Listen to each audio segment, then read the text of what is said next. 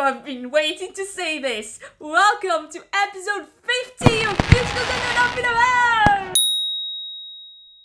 I asked you guys what you wanted me to do for my 50th video, and you're really out here just making my life easy. You asked if I could rank my favorite shows that I covered on the channel, and yeah, I can do that. And this video comes just after we passed 9,000 of us on the channel as well, which is a freaking milestone, especially for someone who thinks of giving up at least once a week.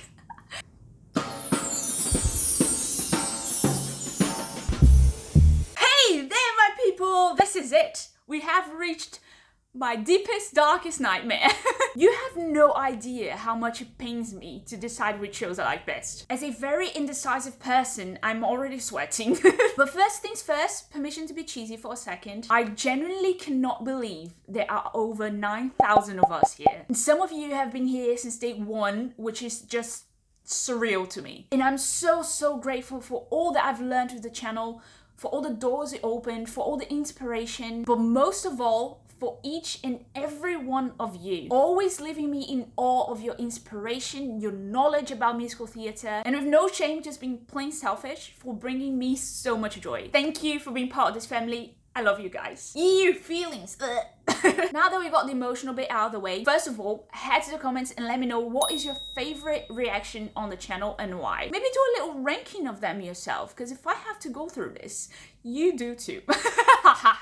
Sorry, I had too much coffee this morning. I guess we're doing this then. I've got a list of all the shows I've covered on this series here, and I'm gonna try to rank them because tier lists are for the weak. I hate myself. I'll say this before we start though. Ranking low does not mean I hate that show in any way. It only means I didn't connect with it as much as I did with the higher ranked. Also, I've never actually seen many of the shows live, which probably affects the ranking because I'm basing myself off of the cast recording only, for some of them at least. But I always have a blast doing these videos, and there's always great things to take away from any show, especially when I'm experiencing them for the first time. So yeah, by the way, I'll do one list for Star Kid and one list for non-Star Kid shows. So I will intercalate them as soon as we get to 13th place, because that's the number of Star Kid shows I've done. Anyway, without further ado, in 35th place of the non-Star Kid shows is, and I hope we're still friends after this. Drum roll, please. It's Be More Chill. I really like how creative the show is, how it's not afraid of being silly. Few theatre writers understand young adults as well as Joe Iconis does, and that really comes through in his work, but it just wasn't my cup of tea, and that's fine. I don't think I'm exactly the target audience there, but you will still catch me singing the smartphone hour and Michael in the bathroom around the house though. Tunes! In 34th place is SpongeBob! One that I did recently and am clearly not the target audience for, but I still had a lot of fun with the songs. It's a proper feel-good show, and the nostalgia of it really helped the experience as well. Still hope I can see you live one day. The 33rd place goes to Carrie the Musical. I was really curious going into this one, after some of you told me it had a turbulent history, and I could tell why. The show is a bit messy, it could use with some rewrites, but it's still a big improvement from past versions of it, right? After I reacted to it, I did a little research on previous versions, and oh my god, that was an improvement. I don't listen to it very often anymore, but I do have specific songs on my playlist. My favorite songs from it were An Evil is Weak, In, and The World According to Chris. Those are bangers and I frequently listen to them. The cast was incredible though. Special shout out to the ladies playing Carrie and her mother. Proper talent. The 32nd place goes to The Lightning Thief. I don't know why I just did that. Again, I'm probably not the target audience here, but I really enjoyed the songs on the show, especially when they go rock and roll. There's some pretty hot guitar and piano in there that make me go, yeah, baby! I just really need to read those books as many of you suggested. In 31st place is Something Rotten. This was hilarious and super creative. The way they managed to rewrite history while still being faithful to it and being meta about musical theatre as a genre proves the quality of the writing. There were lots of narrative elements to play with there, and they did it really well. It's a sure giggle, and it's always good to have those shows waiting there whenever we need a laugh, right? The 30th place goes to Bear, a pop opera. I'll be honest, I haven't listened to the show that much since my reaction, which is a shame because the music is beautiful, but it's also quite painful to listen to. So you have to be on a certain mood. I do remember having so much to take away from it though. There's a lot to compare with Spring Awakening, and that's one of my favorite shows, so that's saying something, I guess. I absolutely adored the character of Sister Chantal and how she represents a more positive and accepting side to religion that contradicts most of the radical thinking that we see throughout the show, as well as how they were still able to play with humor in such an emotionally heavy piece. In 29th is 4 Jews in a room bitchin'. Falsettos. There are a few songs in falsettos like I'm Breaking Down, 4 Jews in a Room, You Gotta Die Sometime, that I listened to so often back when I reacted to it that I just had to have a break from the show. I was losing my mind. I really like how the show could be described as a coming-of-age story, even though there's only one child in the cast. I mean, it is in its essence about these grown-ass people learning about themselves and what it means to grow up and take responsibility for their actions and their feelings. And I just love how the title of the show is connected to that idea as well, representing the voice breaks men get growing up. Plus, the cast is just elite. And we've got 35mm, a musical exhibition, in 28th place. I mean, the concept alone had me like, yes please! An entire show made out of songs based on a photography exhibition. Sign me up. I enjoy everything that twists the conventional form. So I was into it even before it started. And every single song defied my expectations when it comes to what I imagined they would sound like based on the photo. So the experience itself of looking at the photo, imagine the song, and then listening to something completely different, going like, whoa,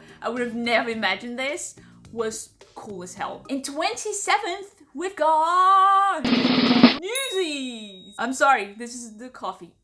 I'm really glad this one was available to watch through legal means. I don't think I would have had the same experience if I hadn't watched it, because the songs are really good, don't get me wrong, but the choreography is just, it's one of the best out there, isn't it? Whoever came up with the stylistic identity of the show deserves a raise immediately. The combination of ballet moves and stage movement and making that such a big part of the storytelling was just the correct choice overall. And seeing it live was another level of being impressed by this choreography. For this current London production, they made a few changes to the set design, and there's bits where they're literally hanging from the ceiling, and it's like, how? How are humans capable of doing this? And the prom takes the 26th place. Why? Because it just makes me feel warm inside. It's such a feel-good show. Even though that fake prom scene and how they reprise Tonight Belongs to Us to shift the power from Emma's hand to her homophobic school friends. Well, can't really call them friends, right? But that power shift there, that was big emotional damage for such a cozy show. And I remember thinking at the time when I reacted to it that we're really missing some of these shows that are just not afraid of being silly and just jazz hands. It's a very emotional show, but it's also very colorful and out there, especially because it brings the musical genre into the story. So yeah, I just miss some shows that are just like, yeah, let's have fun. I'll hurt you a little bit, but we'll mostly have fun. The 25th place goes to Dear Evan Hansen. We've been way too out of touch. And this is a polemic one. Reacting to it and making comments on it without actually watching the show was a terrible idea. There was a lot of discussion in the comment section of that video. If you want to remind yourself of what happened, link will be right here. And it was all very constructive comments and feedback because you guys are awesome. But man, we talked about the show. I still haven't had a chance to see the show and draw my own conclusions, but I do know that the songs are pretty amazing. So there is that, we can't deny. In 24th is Welcome to the Rocky If You Come From Away. I must admit, I do not listen to the show very often, but every time I do, I'm reminded of how beautiful it is. Not just in terms of the creative work behind it, but mainly due to the message it spreads. Come From Away represents what we wish the world was like the whole time, right? It's that beacon of hope that we go back to remind ourselves that there is good out there. And for that alone, it's a special one. The 23rd place comes with the first Sondheim in the list. Can you guess which one? Can you guess it? Can you guess it? It's Company! Even though it has in my humble opinion, one of the most beautiful Sondheim songs out of the ones I know, which is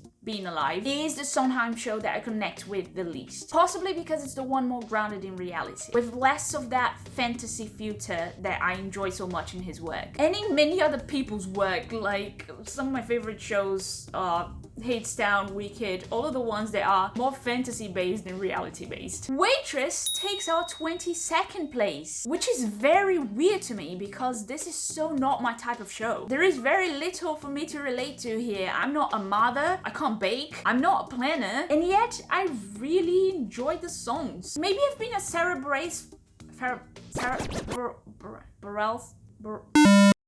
Maybe I've been a Sarah Bareilles fan all this time, just didn't know. Waitress was that spark for me. The 21st place is So Fetch. It's Mean Girls, obviously. It's probably one of the few stage to screen adaptations that truly work. I loved how faithful it is to the movie, especially as a movie fan. Excellent humor in both the dialogues and the lyrics, and the cast was phenomenal as well. In 20th place is Heather. It's Heathers. The one reason why Heathers is in 20th place above Mean Girls is because I've seen the show. Because they both feel very similar to me. Except Heathers is a bit more, well, a lot more unhinged. But they both have very upbeat music that plays with comedy to explore some common topics in the high school experience, which are mostly guided by those boiling emotions that sometimes lead to destructiveness. And that's something that you can find in both shows. And very different ways, you know? One of them has bombs. In 19th place, we have 36 Questions, a podcast musical. That was a big surprise to me. It is so morally grey. You never really know whose side you're on as they test their relationship, and I just love a show that challenges me. Besides, it's a podcast musical, and the concept alone made me go, okay, I'm listening. It also has one of my favorite character songs ever, Our Word. It does so beautifully in driving some sympathy for the character and helping us understand why Judith behaves the way she does, or Natalie, however you choose to call her. Besides being unique, I can't think of any other musical characters with a similar parent-child dynamic. So if you haven't listened to that, go have a listen. Recommend. The 18th place goes to Natasha Pierre in The Great Comet of 1812. I'm sorry, but who reads War and Peace and goes, you know what this super dense book would be good as? A book? A musical. A musical, yes. And then he goes off and actually writes a good musical off of it. Literally no one, except for Dave Malloy, apparently. And his music's so distinctive and weird in a good way that I can't help but love it. Now, I love me a quirky show, and Little Shop of Horrors is the ultimate quirky show. At least on this channel it is, taking the 17th place on this ranking. I was seriously surprised with how incredible the music is. I knew a couple of songs before reacting to it, and I did not give this enough credit. And I just love how the show keeps getting weirder and weirder until the phrase "don't feed the plants" finally makes sense when we learn what feeding the plants represent. And the only thing better than a quirky show is a quirky show that hides a serious message about humanity that make you go whoa once you realize. And Little Shop has all of that. The 16th place belongs to Assassins, my most recent reaction. And I wish I could have seen myself reacting to finding out what this was about rather than being the one reacting. Do you know what I mean? Wish I could have left my body in that moment and watched from above. Complete insanity to make a show about people who attempted or actually succeeded to kill a president. It's that kind of idea that is so crazy, it might actually work, as it did. Amazing lyrics, composition, narrative, and on and on and on. Stephen Sondheim, there will never be another. In the Heights takes 15th place because who doesn't love some Lin-Manuel Miranda, huh? The guy does some of the most exciting musical writing currently, and I just love watching him talk about his process. There is always so much behind his words and his melodies that you can't really notice on the surface level until you actually know. And that's when you start seeing his work from a totally different perspective. I just love how many layers it has. Even some unconscious ones that sometimes you pick up, but you don't really know what you're picking up until you actually know. It's insane. Plus, Latin music is flawless, and I have big respect for how he supports the Latin community in media in general. I was thinking about how much Latino representation we have in musical theater, and it is not even nearly enough. So thank you, Lin-Manuel, doing God's work here. In 14th place, All I Need Is Sex. I remember reacting to the cast recording and going, yeah, it's pretty good, but the music is a bit too pop for me, blah blah blah. I was too young back then. Cut 2 months later, I finally see the show live, and I'm like, oh, was I wrong? The nuances in the performances, the jokes, the dialogues really add some vital layers to the show, even though the lyrics alone are pretty amazing. The one song that shocked me the most seeing live was actually All You Wanna Do, just because of how they play with the movement on stage. So I do think this is one that you have to see. You know, all these shows that are super imaginative in rewriting history just give me so much life. Now we've reached the 13th place, so I will start intercalating Star Kid with non-Star Kid shows. So the 13th place of the Star Kid shows goes to Trail to Oregon. The Trail to Oregon. I always forget there is a D there. It's just plain weird, isn't it? And don't get me wrong, that's not a bad thing. I love weird, as you guys know by now. But it's the one show of theirs that I connected with the least. Probably because most of the others had themes that were already familiar to me, like Harry Potter, superheroes, Aladdin, Van Gogh. Wow, now that I'm thinking about it, Star Kid tends to choose a lot of stuff that I really love. I mean, Aladdin is one of my favorite Disney films. Van Gogh is my favorite painter. Batman is on my top 5 superheroes. I've been a Harry Potter fan for forever. How am I only noticing this now? Speaking of weird, huh? And in 13th place of the non-Star Kid shows is Legally Blonde. The way they improved on the source material is masterful and quite rare if we think about it. Besides the ridiculously incredible choreography, I have no idea how they're able to move like that and still sing, or even talk, as a matter of fact. Twisting the toxic traits in the story to make for a more supportive environment, especially in how they rewrite Vivian, and pointing a finger at where the movie goes wrong is why this works. Plus, the energy of the show is just unmatched. I have not yet seen anything like that. I'm tired just thinking about it. In 12th place for Star Kid is Starry. I know it's technically not a Star Kid show per se, but it has lots of Star Kid members, so he goes on this list. I'm super biased about Van Gogh. I love that man and everything he's created, so I knew I was going to enjoy this, even though I wasn't super into some of the songs and the music genre in general. I really want to see where the show goes though. I've heard they have some plans to do something in London soon, so send me an invite please. And for the non-Star Kid list, The Last 5 Years takes the 12th place. Because honestly, don't even get me started. Storytelling-wise, probably one of my favorites. I'm not big on your typical romance plot, I have to admit, but the narrative is so engaging when you realize that you're watching the story not only from different points of view, but from different timelines too. And when they meet in the middle, oh, that is so satisfying. And they meet in the middle only to fall apart again, much like real relationships that don't survive. So really superb writing. In 11th place on the Star Kid list is Starship. And this ranks higher than Starry purely and exclusively because of 3 elements that I wrote down because I knew I was gonna forget.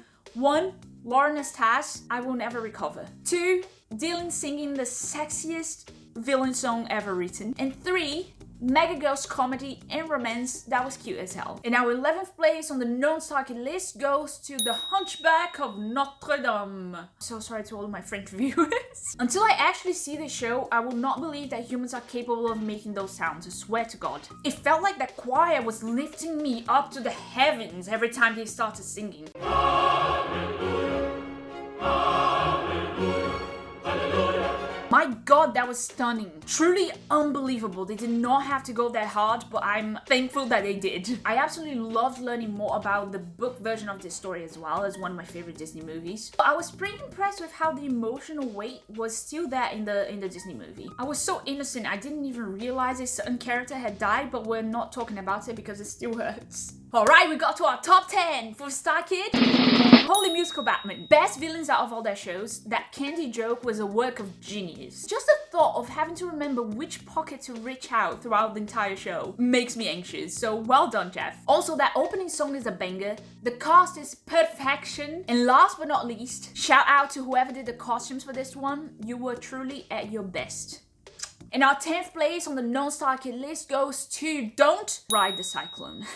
I had to have the show somewhere in the top 10 simply because of the surprise it was. Its originality really makes it stand out in the pool of new musicals that I've been experiencing lately. Small shows being resourceful and making that creativity shine through because of that are such a pleasure to witness. And another super positive about reacting to Ride the Cyclone was the fandom. You guys were so welcoming and full of brilliant ideas and some juicy theories as well. So it was pure joy to discover Ride the Cyclone. In 9th place on the Star Kid list is a Harry Potter musical. The Potter musicals really just get better and better, don't they? As someone who usually doesn't really enjoy parodies that much because they tend to lean on the silliness side of things, I was very afraid of this one. So imagine my joy when I found out it's actually great. My favorite thing about this one is how they took the worst personality traits of each character to the extreme. So everyone you like in the originals you hate here and vice versa. Quality writing from the very start of Star Kid. And it's really hard to rank the Potter musicals because of that. And in the no Star Kid list, number 9 belongs to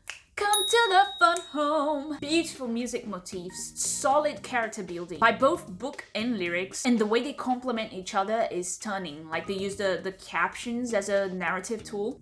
Excellent cast. If shows could wear their hearts on their sleeves, this would be the one that does that. And the fact that it's a real story just makes it even more painful to listen to, but also extremely relatable and engaging. Star Kid number 8 is Twisted. Being the first parody I watched from Star Kid, this was the real shocker in the best sense possible. Am I spitting on your faces? Because I'm having a snack. I've been talking for too long. Too hungry now. But anyway, Twisted. I remember being so impressed with the writing and how well they managed to create something completely original off of an existing story, but also build up on that by exploring the background of the villain, completely twisting Aladdin as a character, and the cherry on top, making use of that idea that Aladdin actually becomes that vendor that starts the film. That genuinely changed my brain chemistry. Was probably the show that ultimately grounded my investment in Star Kid. I'm sorry, I had to do it to reminisce on my trauma. Sweeney Todd takes the 8th place as one of my favorite Sondheim shows. I remember watching a couple of videos about the music of the show and how it was created and written after I reacted to it, because I, in my humble amateur knowledge of music, could tell there was something grandiose about this one. There's something there lurking in the shadows. Besides fantastic dark humor that I just couldn't reach. So I looked for all of these videos explaining the music and I had my mind blown a second time. If you haven't dug into the making of the music for Sweeney Todd, I would recommend. Our 7th place for Star Kid is the Harry Potter senior year, and it's above Potter musical only because, if I remember correctly, it was my favorite score. Script in hand would usually put me off, but it didn't at all for the show because everyone was so brilliant. Special shout out to AJ Holmes. I wish I had seen more of him on their shows, to be honest. Plus, and I'm very biased because she's my favorite character in the original series, but getting Evanna Lynch to play Luna was a flex. The flex of the flexes. And the non-Star Kid 7th place goes to Beetlejuice. Holds such a special place in my heart, being the first video I uploaded and the one that started it all. I remember I could not put this cast recording down after I filmed the video. I was completely obsessed with the songs, the humor, Sophie Ann Caruso's voice, as you can tell if you rewatch the video. With Alex Brightman's massive talent, could not think of a better casting choice there, and with how beautiful the homage was to the original film. Plus, you throw in a goth vibe and I'm sold. But yeah, I like everything about this show. That's it. Star Kid number 6 goes to the guy who didn't like musicals. It's funny how this show grew on me, especially after reading some of your theories and learning a bit more about the Hatchetfield universe. But if there's one thing that was immediate, love at first sight was the Lauren Love's appreciation. After watching the guy who didn't like musicals, I knew I would want to watch anything she was in. And the non-Star Kid 6th place goes to Agony. Not that show, but it certainly makes me feel that way. It's next to normal. Even the title of the show is bittersweet once we get to the point where Natalie and Diana are connecting for the first time and deciding to start new. Not with, and I quote, "a life that's normal, that's way too far away, but something next to normal would be okay." And even though it is quite a sad show, the more I listen to it, the more healing it sounds to me. Probably because it's so raw and true to the human experience of dealing with grief and family and painful memories and relationships and responsibilities towards yourself and others, that at one point it just becomes this warm, nostalgic, relatable blanket, you know? I love it. Back to the Star Kid list. A Very Potter sequel is in 5th place. The highest ranked of the Potter series because, to me, it has the best characters out of the 3. They're all hilarious, and I like some of them better than I like the originals. Snape. And I had a lot of fun watching these Star Kid versions of the characters. I'll never get over Joe as Umbridge. That was a touch of genius. And now we're talking Into the Woods. In 5th place. I know there's lots of great musicals out there, as these lists prove, but Sondheim's existence in general was a bit unfair, wasn't it? No one does Between the Lines like he did. The way he covered up the themes of parenthood, marriage choices, non-romantic relationships, and just human relations in general, with a fairy tale makeover that was completely original to his show, despite the well-known characters and stories. I can't even begin to process the genius. And I tried, trust me. Do I really have to say what's the 4th place for Star Kid? Cause I don't really wanna do the work today. I don't really... It's Fireringer, if you haven't noticed. Fun, original, great female characters. Brings up very interesting discussions and ideas about human nature, and it's super gay. What else could you ask for, really? And there is more Sondheim in the 4th place. It's the work of art that is Sunday in the Park with George. Compliment that suits the show, right? You know, when I realized they were expressing George Seurat's painting style through the music, that was the last straw for me. How do you even begin to create something like that? The way the different medias interconnect on the show is just... oh! It's also extremely relatable how they explore the anguish that comes with being a creative person sometimes, in both stages of the show from different perspectives, but with a generational connection, which probably makes the pressure even worse if we're being honest. Also, the emotional journey Bernadette Peters took me on was intense. Now, I'm very biased about A VHS Christmas Story in 3rd place, since it's my favorite Christmas story from one of my favorite authors. But what can I do? Star Kid and I have incredibly similar taste, apparently. The revamp of the story in an 80s style must have been some sort of divine intervention. There's no other explanation. Characterization, fire. Lighting, fire. Costumes, fire. Music, an absolute blaze that has no right going that hard, honestly. Non-Star Kid number 3 is... Life is a Cabaret, oh chum. The London production, though, I've never seen the show in its original form, but I have listened to some of the Liza Minnelli versions of the songs, and the tone seems quite different. This current London production went more jazz and definitely darker, much closer to the sorrow and affliction that permeate the undertones of Cabaret and its historical context. I will never forget going to see the show for the first time and being paralyzed at the end of it, seeing all the pieces come together in this descent to tragedy. It's just brilliant. And besides that, they did a complete refurbishment of the venue to make it as immersive as possible. Plus, every technical element is just stunning. And it's coming to Broadway, so to all my American subscribers, if you have a chance, go check this out. Star Kid number 2 goes to Spies Are Forever. Brilliant, genius, 10 out of 10, no notes. And I know not a Star Kid show per se, but it has lots of the Star Kid members, so it fits the category. I was so impressed with its originality. This is when I knew I could always trust these guys to come up with something refreshing and defying in a way, right? These are not usually the dynamics we see in the spy genre. They really went above and beyond to create something original. There's this really popular musical in the West End right now called Operation Mincemeat, and it also takes place in the World War II context. And I remember when I saw that show for the first time, I was sitting there and a friend of mine who had already seen it was like, oh my god, prepare for the opener of Act 2. You're either gonna be mind blown or very uncomfortable. Show restarts and the Act 2 opener is this very pop/electronic song where the Nazis pump themselves up. And I'm sitting there like, well, I've seen this before. Moral of the story, I think Star Kid deserves a lot more credit than they actually get. In second place, and I actually surprised myself with this, it's Spring Awakening. I know, right? But it is probably one of my most played cast recordings. I am absolutely infatuated with the music in this. I never really saw any productions, unfortunately, but it's sort of a gig musical, right? The songs don't really move the plot forward. And I think this was the show responsible for expanding my horizon on the gig musical genre. Now, 2 of my favorite shows are gig musicals. When you look at that, I love how Spring Awakening combines the dramatic poetry of teenage existence with their very real distress and feelings of isolation and helplessness. It's so true to the characters and their emotions, plus the music is so good! And we got to numero 1 for Star Kid is... Oh, I don't need drum rolls now, you know there's only one missing.